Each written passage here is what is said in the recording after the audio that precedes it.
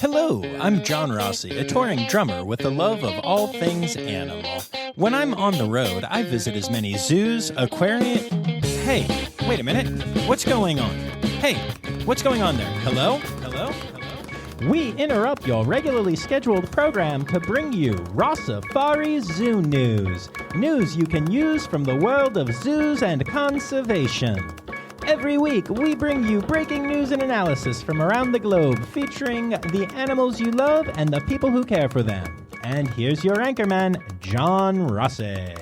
Hi, hello, how are you? Welcome back to Rossifari Zoo News, your look at everything going on in the world of zoos, aquariums, conservation, and general animal weirdness.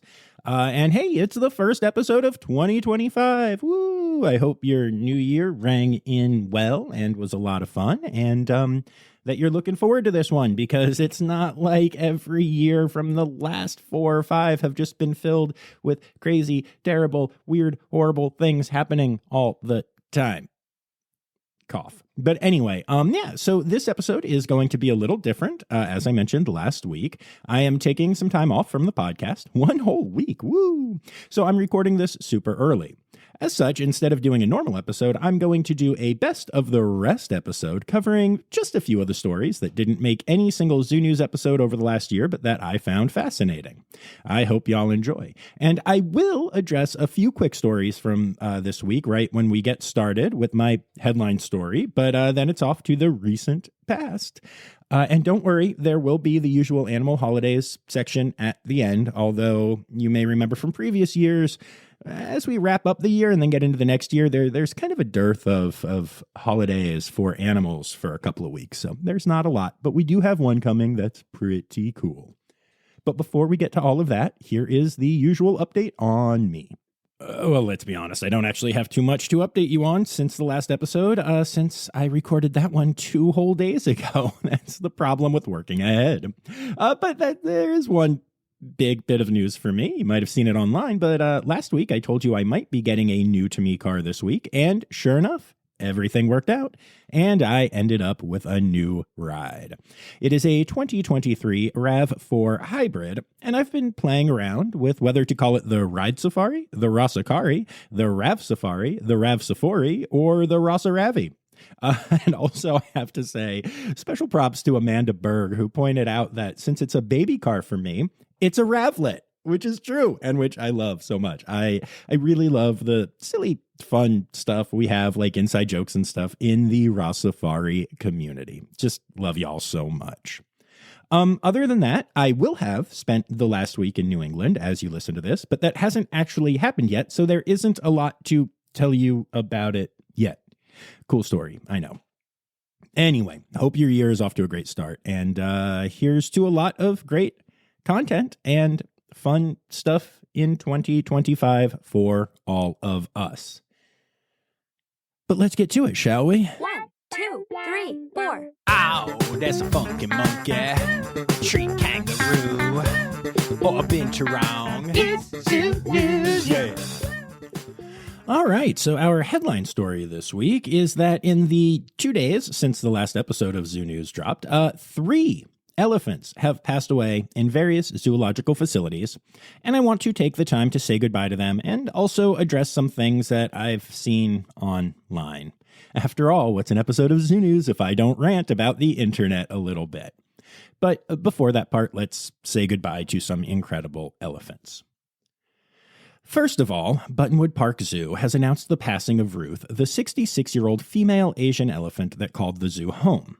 While Emily is the elephant I have interacted with at Buttonwood Park Zoo thanks to the whole drumming bond we share, Ruth was always amazing to see as well. And in my time talking with her various caretakers and keepers, including her lead keeper who worked with her for 24 years, it was literally impossible to not see the loving bonds shared between Ruth and these amazing people.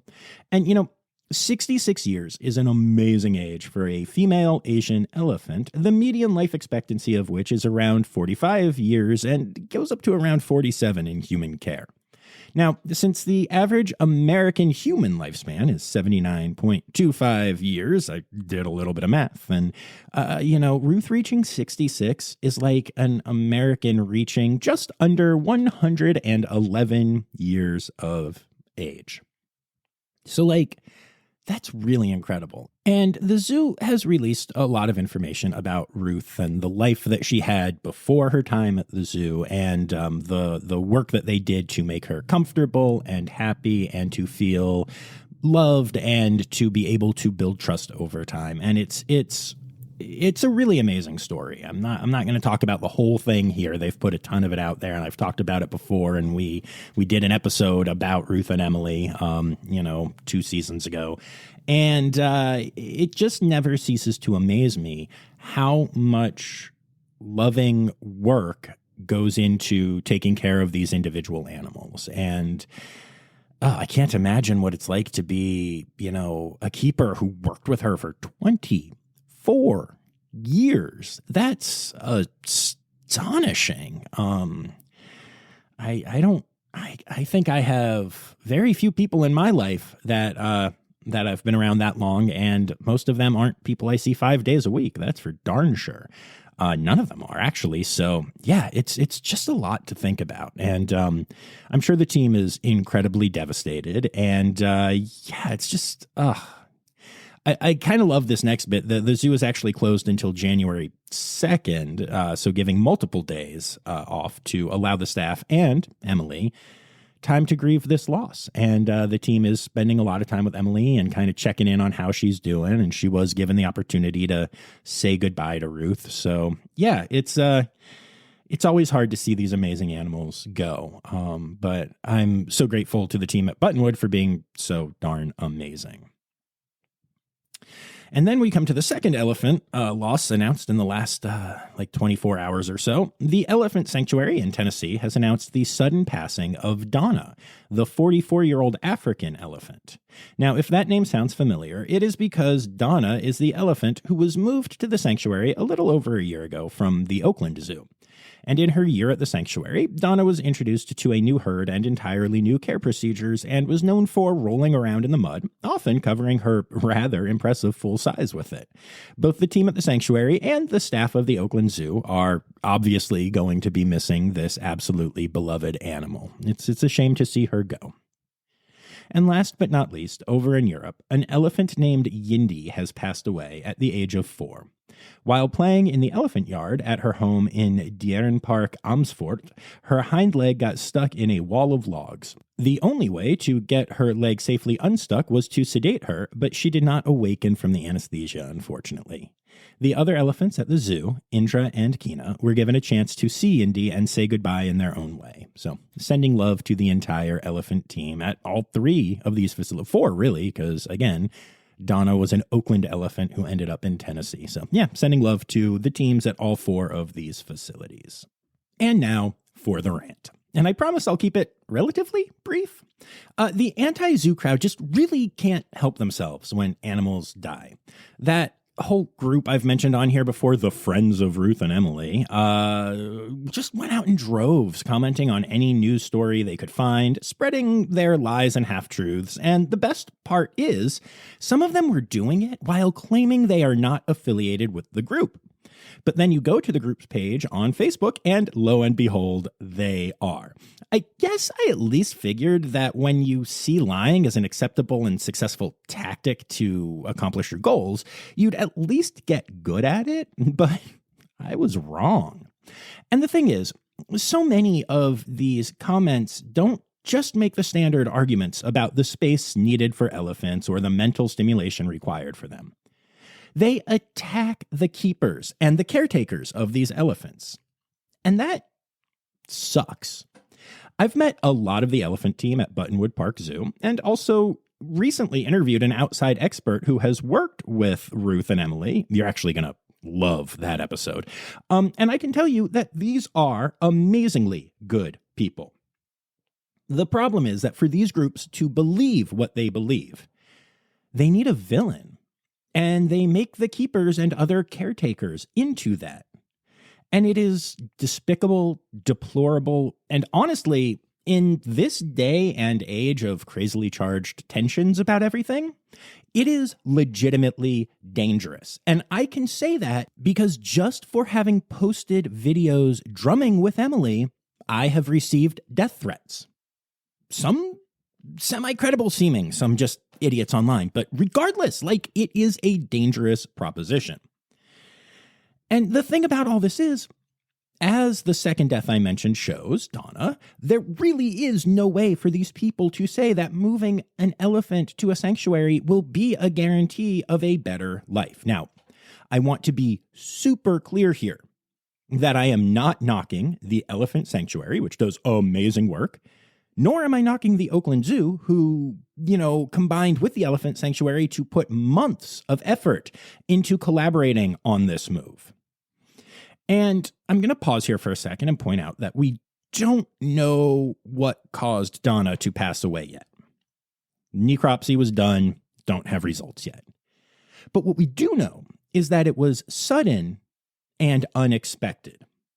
So the best case scenario here is that there was something wrong with her that was undiagnosed, and she went through a cross-country move and having to lose all of her care team and get all new people into her life and meet a new herd and get used to an entirely new and different care routine than she'd ever had in her entire life. And that all happened in the last, 13 or so months of her life. And that is the best case scenario in this situation. And honestly, given the amount of veterinary work done to an elephant to make sure it's safe for the move and everything by both the sanctuary and the zoo, that also seems like it's not entirely likely. How did all of these vets doing all of this work before the move miss some weird congenital thing that was just going to drop her in the next year, right? Now, again, that's my speculation, pending necropsy results. But yeah, it just doesn't seem super likely. The worst case scenario is that moving a geriatric animal a long distance and changing every single aspect of her life caused her issues that led directly to her death. And again, I am not making that accusation. I'm simply stating that that is the worst case situation. And honestly, the truth might lie somewhere in between. Maybe she was stressed from all of that and also had a health issue, and who knows, right? This is why we do necropsies. Eventually, hopefully, we will know. But the point is that moving Donna to the sanctuary certainly didn't extend her life or give her the decades of joy that the Animal Defense League and other organizations promised that it would. And yet, the passing of Ruth has already gotten some of these groups to start to increase their calls for the instant removal of Emily to the same sanctuary, despite the fact that elephant experts agree it would be terrible for her. Of course, online warriors don't really care about experts since they convince themselves they are the experts. I encounter so much of that, y'all. It's crazy. I really hope the care teams of Emily, Donna, and Yindi are smart enough to stay out of the comments section and to mourn in other ways. And I'm actually kind of proud of myself because I did check in on those comment sections a little bit for this episode to see what was going on and to build up a head of steam for this rant. But I didn't dive in with my usual gusto and didn't clap back at everybody and get into big fights. And in the process, I probably did a lot of good for my own mental health by making that choice. So yeah, at the end of the day, these elephant deaths are really sad and are a thing, that is deserving of mourning. And it's such a shame to see them go. And it's such a dang shame to see people feel the need to instantly turn it into a part of their own agenda. And yes, I realize that is a slightly hypocritical statement, as I am here doing a rant about it just a few days after the elephants passed. But I wouldn't be right now. I would just be talking about the deaths if those people weren't out there. I'm not actually trying to use their deaths for my own agenda, but trying to complain about the people who suck for my own agenda, because complaining about trolls is actually kind of one of my agendas, as well as often smacking them down. So yeah, loved those elephants, loved all three of them, even though I didn't even know Yindi, only from a little bit of social media. But it's so crazy to see so many elephants pass in such a short time. Crazy coincidence for sure. But yeah, that brings us on to the best of our rest stories. And I'm not going to drop these into different sections or anything. I'm just going to give them to you. So here we go. Have you ever wondered why we kiss each other? I mean, yes, it's fun. That's actually why. But like, it doesn't really make much sense as a biological function. If anything, it's kind of the opposite, as it isn't necessary for procreation, despite what my partners always tell me. And it is an incredibly easy way to spread disease. Well, now we may actually understand where kissing comes from. Back in October, a study came out that concluded that when primates finish grooming each other, they do so by protruding their lips and carefully sucking excess debris, insects, and parasites that are caught in their loved one's fur. This is the moment that marks the conclusion of the grooming, a ritual that forges and reinforces social bonds. The study concludes that, as primates evolved into humans, we kept that behavior, but we didn't have as much hair to contend with and didn't have the full grooming ritual anymore. But the connection and bonding caused by that ritual was so important to us as primates that we evolved that last moment with our protruding, or puckered, lips, and turned that action into kissing over time. So the next time that you reach out to snog your honey, just think of it as though you're grooming their lips and think about how much more disgusting it would be if they were covered in hair and parasites and, okay, never mind. Don't think about any of that if you want the romantic aspect of kissing to not get disgusting. But yeah, kind of an interesting and fun fact. Back in July, a story came out that I found hilarious.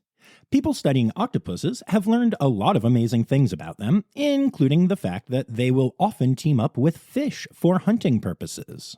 Multiple fish will often team up with a single octopus, taking advantage of the different hunting strategies used by each species to get more food than each individual would be able to procure on its own. However, on those trips, and this is the part that cracks me up, the octopuses will often punch the fish they are hunting with, apparently for no reason other than spite. At first, speculation was that the octopuses would punch the fish to get the fish to move further away from the prey, and that way the octopus would get the preferred bits of food, and then the fish would just get whatever is left. And that does clearly happen sometimes. That is definitely a thing that happens.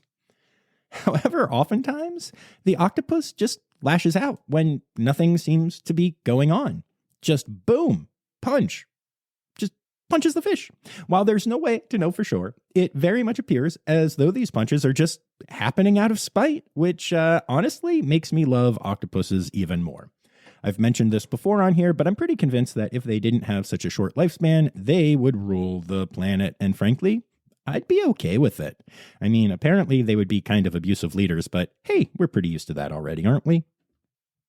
Back in September, the team at Carlsbad Caverns released a look at the effects that one piece of litter can have on a pristine ecosystem, and it was honestly astonishing.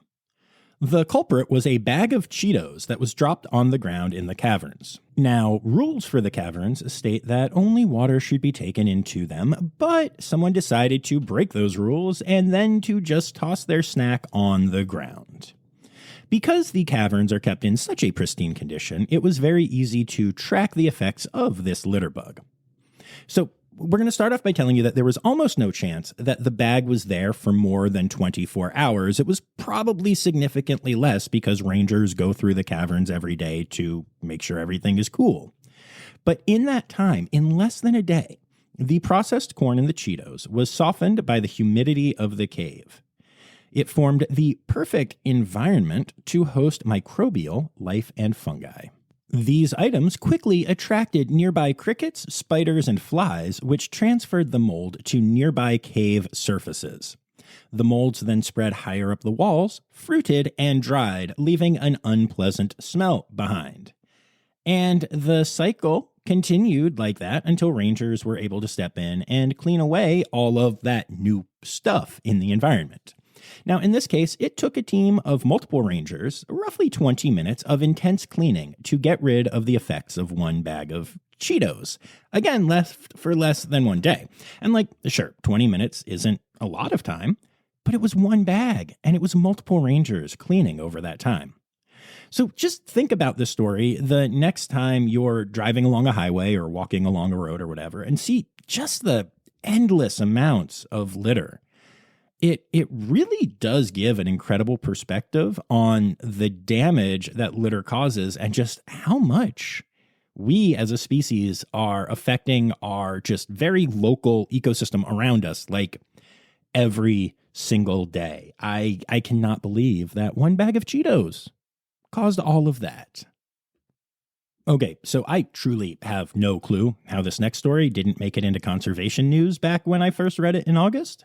Freshwater crocodiles in northern Australia are dying off in huge numbers, with some populations down as much as 70% because they are eating an invasive species. Cane toads were brought to Australia decades ago, and actually were brought as part of a conservation project that didn't work. And not only didn't it work, but instead they started breeding and spreading all over, just kind of fanning out ever since. And the population is thriving, but in case you don't know, cane toads are super poisonous. So eating just one of them can cause a croc to very quickly go into seizures and die a very quick, very painful death. The mortality rate is 100%. If a croc eats a toad, it is the last thing it ever does. And given that crocs are the top predator in the area, the dearth of these animals is having a huge effect on the food chain below them, with overpopulation of mid-level predators and all kinds of competition issues and stuff cropping up in the absence of enough crocs. So, seeing the problem, conservation scientists at Macquarie University in Sydney went into action.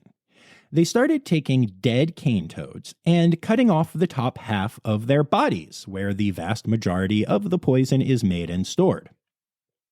Then, into the back half, they injected a compound that elicits nausea in the crocodiles that might eat them.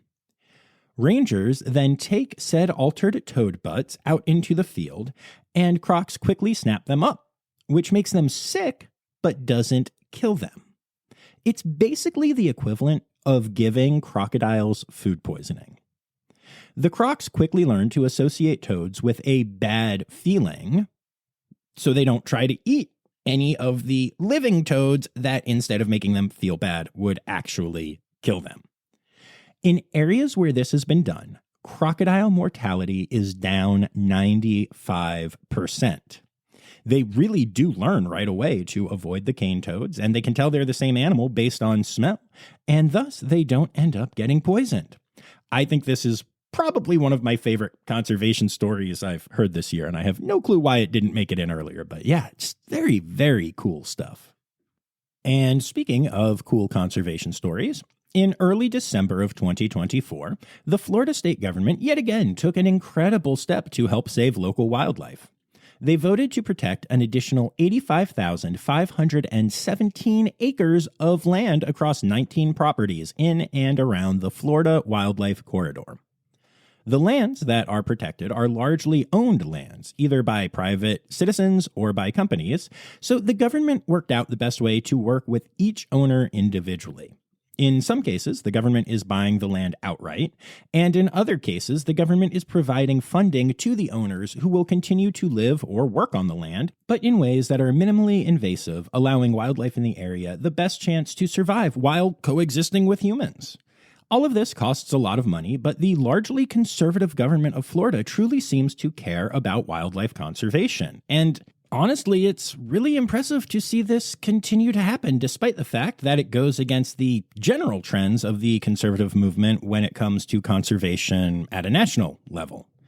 This is honestly something that gives me more hope than I think just about anything else that I see in the political culture of the United States right now. So it's kind of nice to have that. And I'm going to keep talking about these times when maybe somewhat unexpected people step it up for conservation, because it does take maybe groups that we disagree with on other things coming together to save animals. And that seems to be happening a lot in Florida, and I'm here for it. The St. Louis Zoo has announced a new initiative focused on helping save polar bears. The St. Louis Zoo Wild Care Institute Center for Polar Bear Conservation will be an adaptable conservation program dedicated to safeguarding the species, according to the zoo's press release. The goal is to support research, fieldwork, and outreach to help both wild polar bears and the people who live amongst them. The program will also use the zoo's platforms, both in person and on social media, to raise awareness about climate change and the impact it has on polar bears.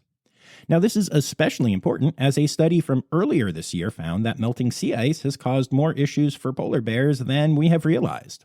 Along with shrinking habitat, disappearing prey, and all that stuff, polar bears are struggling with their foot health. As ice melts and reforms, it can create sharp pieces that cut polar bear feet and even get some of the ice wedged into those cuts. The cuts then heal with the ice chunks stuck inside them, doing internal damage to the feet. So this is the latest threat of a species that just faces so many thanks to climate change. So it's very cool that the St. Louis Zoo is stepping up to try to help save this species. It is obviously impossible for us to know the age of every wild bird out there, but we do know some of them. And the oldest known wild bird in the world is still kicking butt and taking names. A 74-year-old Laysan albatross, who researchers have named Wisdom, is still healthy and thriving. Researchers have been keeping tabs on this particular albatross since the Eisenhower administration. And here's the craziest thing.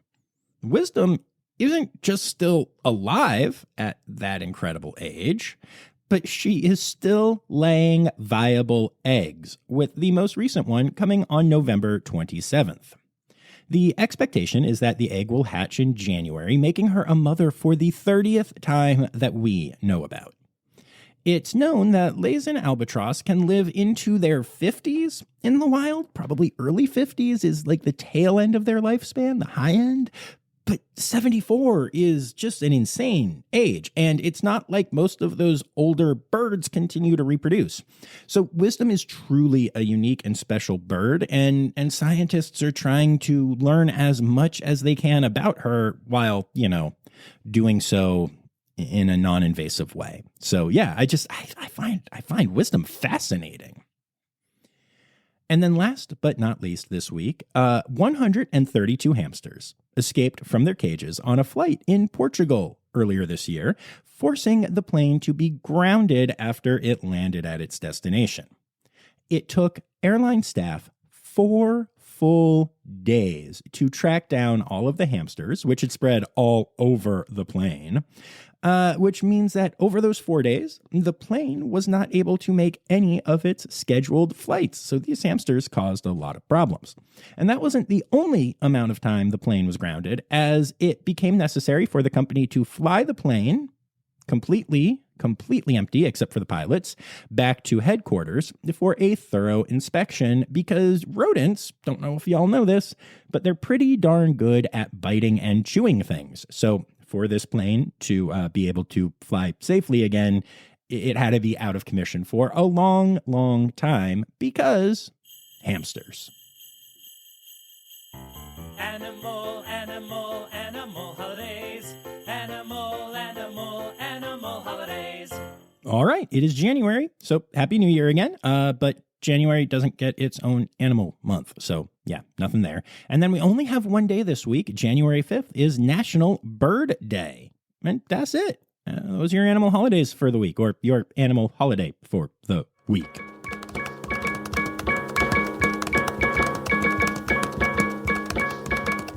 All right, so there you have it, folks. Another episode of Rossifari Zoo News. Hope y'all enjoyed our take on this, the best of the rest. And yeah, I had a lot of fun with it. I love some of those stories. I can't believe some of them didn't make it. But the truth is, y'all send me so many incredible stories every week that a lot of times I have to pick and choose. A lot of stuff doesn't make it.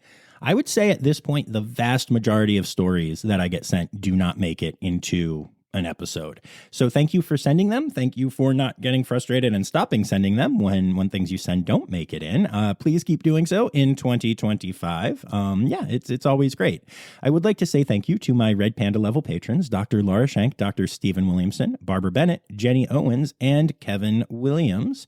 And actually, I'd like to take a moment to thank everyone who has already sent me stuff for the next episode, including Anya Keene, Colleen Linehan, Kim Cooley-Croninger, Carrie Kirkpatrick, Kevin Williams, Emily Rockbuck, Dr. Natalie Taco, Dr. Laura Schenk, Matt Patford, Sarah Gilsol, Lizard Dunlevy, Ann Yoshioka, Miles Rossi, Dr. Zoe Rossi, Ali Malensky, Kay Malensky,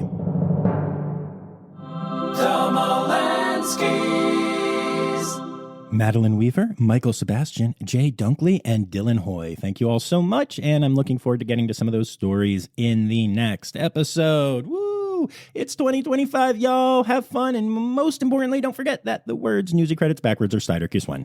The Rossifari podcast is produced, hosted, and engineered by John Rossi. Editing and fact-checking by John and Dr. Zoe Rossi. Our theme song is Sevens by Nathan Burke, performed by Nathan and John. Interrupting John theme and additional voices by Taylor Isaac Gray. You can reach John directly on Instagram and Facebook at Rossifari or by email at rossifaripod@gmail.com. Rossifari is part of the Daydreamer Media Network. Now, stop listening to me and go visit a zoo.